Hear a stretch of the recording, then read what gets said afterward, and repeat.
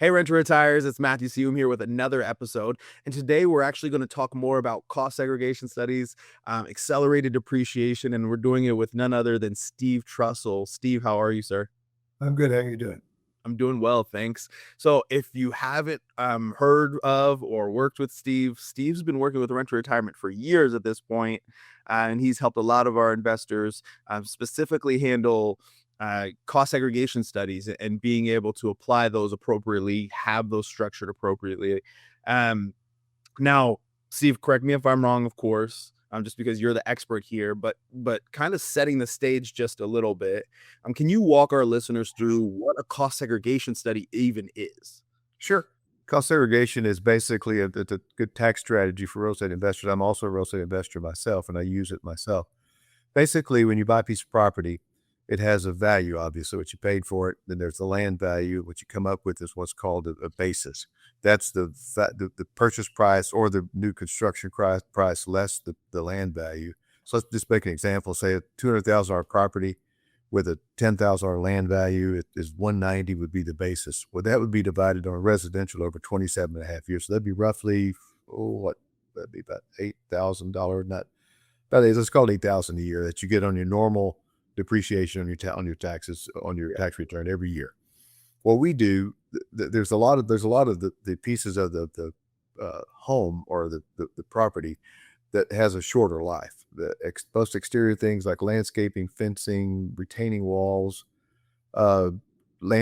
trees, things like that, fences.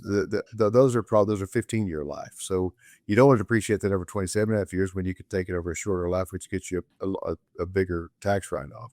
Interior, such as cabinets, countertops, light fixtures, plumbing fixtures, things like that wear out over shorter periods of time. They certainly don't last 27 and a half years. Flooring is another example.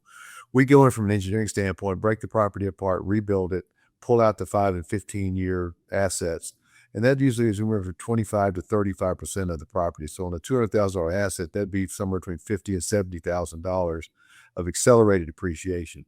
So you can take that currently first year. As of 2025, when the last bill passed, that extended that for 4 years. So you get 100% of that the first year. So just do the math. If you get a $70,000 write-off, apply that towards your 20 or 30%, 40% tax bracket. That's a lot of tax savings. And that's what we do for the investor on the cost segregation side. The cheapest way to form an LLC can become the most expensive mistake later. A lot of real estate investors use a bargain filing service, check the box, and assume they're protected. But when a tenant issue dispute or lawsuit comes up, that's when the structure and the guidance behind it really matters. If you're going to own a rental, this is not the place to cut corners. That's why Renter Retirement partners with NCH. With more than 32 years of experience and over 250,000 businesses formed, NCH takes a done right the first time approach to business structuring asset protection. And with Premier LLC package, you can get more than just an LLC. You also get Premier coaching included at no extra cost. Beyond forming your real estate LLC the right way, you'll have access to experienced business advisors who can help guide you through compliance, tax strategies, estate and succession planning, and business credit so you're never left trying to figure it out on your own. Premier Coaching by NCH is more than a service. It's expert support systemized by investors who want to build the right foundation, stay protected, and grow with confidence. If you want more confidence in how your rentals are owned, go to nchinc.com/RTR. That's nchinc.com/RTR and get your free Wyoming Advantage guide that tells you why you should protect your real estate investments with a Wyoming LLC. Right now, major home builders across Texas and Alabama are sitting on completed inventory that they must move before July 1st. Rather than cut list prices, they're handing buyers up to 15% in concessions. That's up to $48,000 that you can use to buy down your interest rate, cover closing costs, or both. These are brand new turnkey homes with builder warranties and property management already in place. Our partnership with Renter Retirement gives you direct access to that pipeline. BLUPRINT Home Loans handles the financing, and we know exactly how to structure those deals to maximize your cash flow. The window closes June 30th. Visit rentretirement.com to browse current inventory and reach out to BLUPRINT at blueprinthomeloans.com/rentretirement or call 888 343-1043 to talk financing. If you've ever wondered what sets a turnkey rental apart from a build-to-rent community, you're not alone. It's one of the questions we get most. Here's the short version. Turnkey investors buy a finished asset ready to cash flow from day one. BTR developers like ROI Property Group take a different path, acquiring raw land, building the community from the ground up, and participating in the development process along the way. Two different strategies, two different investor profiles. Rob Fuller, ROI's founder, is sitting down with Zach B. Mastersoon to walk through exactly how both approaches work and how to think about which one fits your goals. Subscribe to the Rent to Retirement YouTube channel so you don't miss it, and visit roipropertygroup.com/RTR to learn. I love that. Okay, beautiful. So let's stop here, and I'm going to clarify it for the listeners. And you explained that perfectly. So if I'm an investor, I've purchased this property. Question we get asked all the time: is there a limit on how quickly we have to act on that? Let's say I bought a property 2 years ago or a year ago. Can I still do that now? You sure can. When you purchase is when the clock starts, or when you renovate, or when you put it into service. So if you buy it and renovate it, put it in service, that's when the clock starts. And you can do the study anytime you want to. You can do it 3 years from now. You can do it then. If you do it in the future, that we do what's called catch-up depreciation. We go back to the day you bought it, reevaluate it, deduct the depreciation you've taken, and come up with the number of the 5 and 15-year property that you can do the bonus depreciation. Amazing. So an investor purchases a property. The IRS says, hey, we're going to give you a standard tax depreciation or a tax depreciation on a standard tax schedule of 27 and a half years. Now, instead of taking that small break over 27 and a half years, you're basically taking all of that. And this is where the term accelerated depreciation comes from, right? You're using a cost segregation study to accelerate the depreciation, and you're taking all of that in the first year you own the property for all those tax savings you mentioned to help with ROI. Yes, and then the balance is still continues to depreciate. It's just a smaller balance is depreciating. So if it's 25% that we accelerate, then the 75% left over would still be on a 27.5-year schedule. So you don't lose that. You just get that big bonus the first year. That's so helpful. Okay, that's incredible. Now, if you're listening to this and you have additional questions, we'll make sure we have Steve's information linked in the website, in the episode. You can also more than welcome to reach out to any of your rent to retirement strategists. We all have his contact. We've worked with him or talked to him or bugged him to some degree. But what we have you on this episode for in particular today is kind of taking this a step further. Accelerated depreciation, cost segregation studies, those are amazing. But there's something additional worth communicating to our investors, and that's partial asset disposition. Can you walk us through kind of what makes this different and what this is specifically about? Yeah, I'll make it pretty simple. What's left of the 27.5-year depreciation, which is the building components, not the 5 and 15-year life, but what we call the long life, foundations, roofs, walls, things like that. Let's use a roof as an example. The roof has a shorter life, but it's still a component of the building. So that falls under long life for the 27.5 years in a residential. So let's say you have to replace it. There's a hail damage like we get in Texas all the time. And it's a $30,000 replacement of your roof, which is not uncommon. My roof on my house was somewhere in that range, my personal home. So it's not uncommon for it to be that much. Well, once that's replaced, you're still depreciating a replaced asset on your depreciation schedule. What we do is we go back through the cost segregation study, pull out the value of that roof, $30,000 is in this example, and we'll do a study based on that, and then you can dispose of that asset on your tax return and get the full write-off the year that you do it. Key thing to know is it has to be done the same year you do it. So if you do it in 2024 and you want to do this in 2026, you can't do it.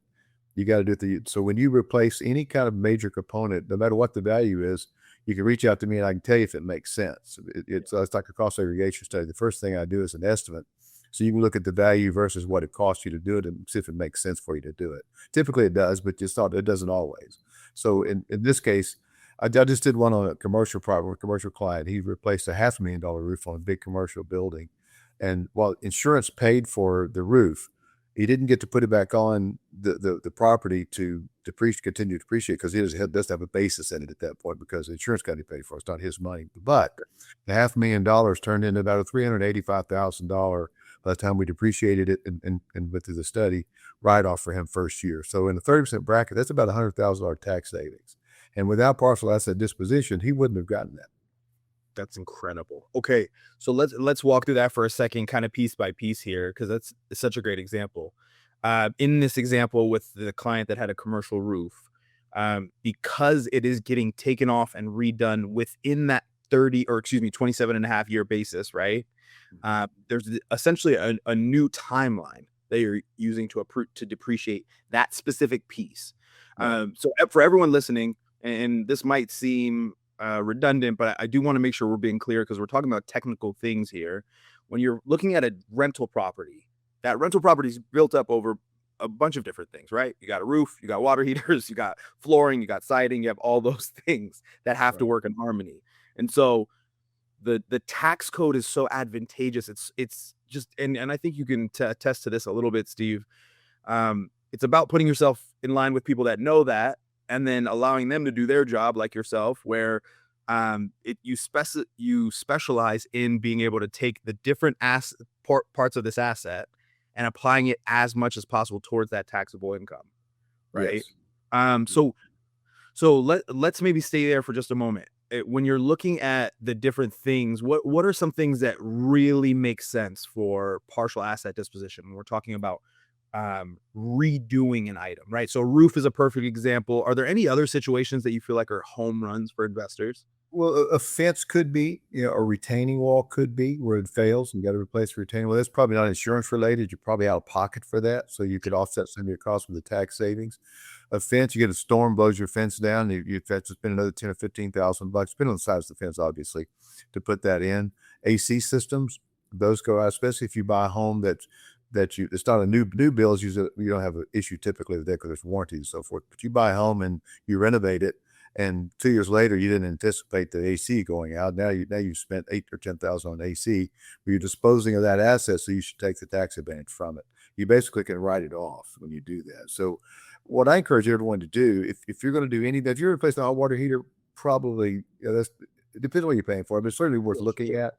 But there is a cost to do this study. It's not as expensive as a cost segregation study, but there's still some cost and time to do that. So what I suggest, if you're replacing something, just get with me and I'll tell you if it makes sense. I'll give you some numbers to look at.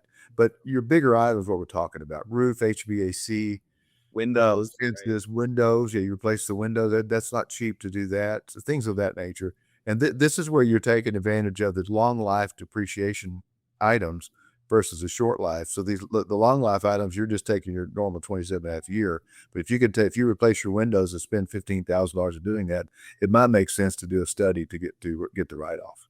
That's amazing. That's amazing. We appreciate that. So then going along those lines just a little bit further, what are some situations that people come to you or in your day-to-day that people think, oh, hey, I have this home run. Here's my information. And you have to let them know, hey, this isn't going to work because XYZ.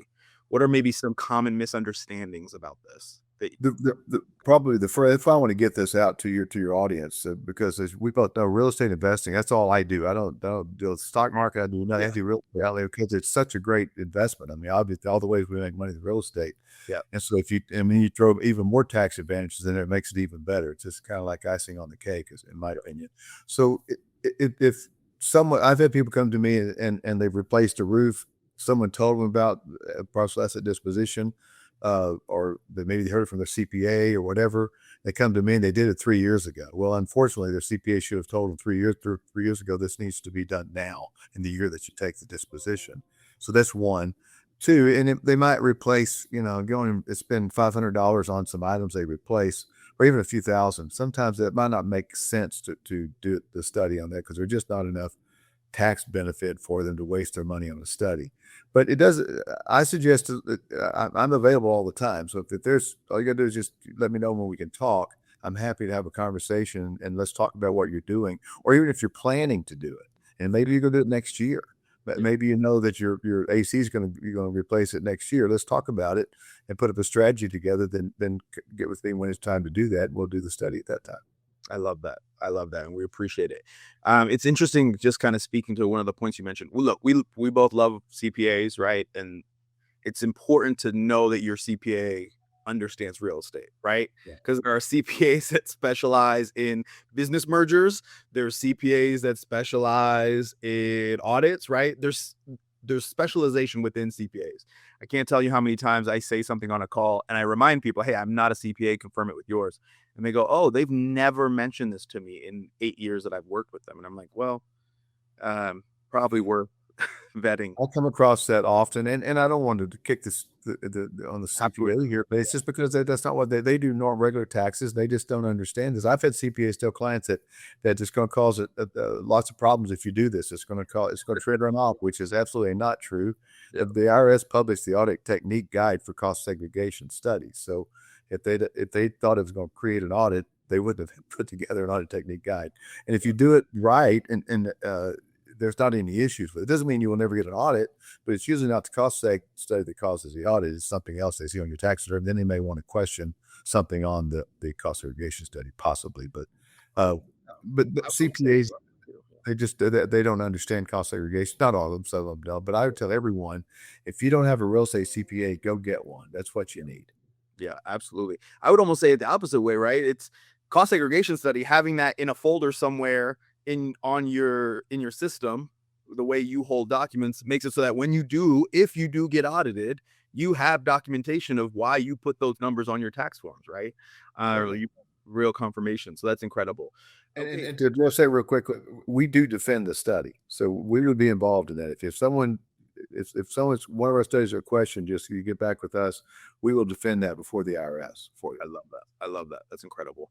Well, great. So, Steve, before I let you go, if you had to tell an investor, whether it's someone who hasn't purchased property and they feel like this could really work for them, or investors that have already purchased property and they're hearing this and they're thinking, oh, this is me, this is my property, I should be applying something that, what would you tell them that would make it worth it for them to kind of get off the sidelines and really reach out? If they're thinking about purchasing a property or they've already purchased, I work with clients that are looking at different properties and they're trying to do a tax strategy. They'll send me their information. I'll put together an estimate. Estimate's the key thing. I need to get an estimate in your hands. I don't charge for that because you have to have some numbers in your hands to see if it makes sense for you. You're blind if you don't. You got to have something to look at. So I suggest anybody that's considering purchasing, or if they've already purchased, just get in touch with me. I'll get the data I need from them. I'll prepare an estimate. You can look at that. We'll talk to your CPA if you'd like, which I recommend that we get the CPA involved up front. Let them look at it because they know your tax situation obviously better than me. I know cost segregation, but I'm not your tax guy. Yeah. But so we get the CPA involved. And then if it makes sense, we do it. If it doesn't, we maybe table it, do it later or never. It just depends on the current situation. But the estimate is really the key to getting started. That's incredible. Well, Steve, thank you for taking the time to talk with us today. And thank you all out there for joining us to get yourself educated. We're going to talk to you on the next episode. Thanks for watching the Rent to Retirement YouTube channel. Check out some of our other videos, like this one, or this one here.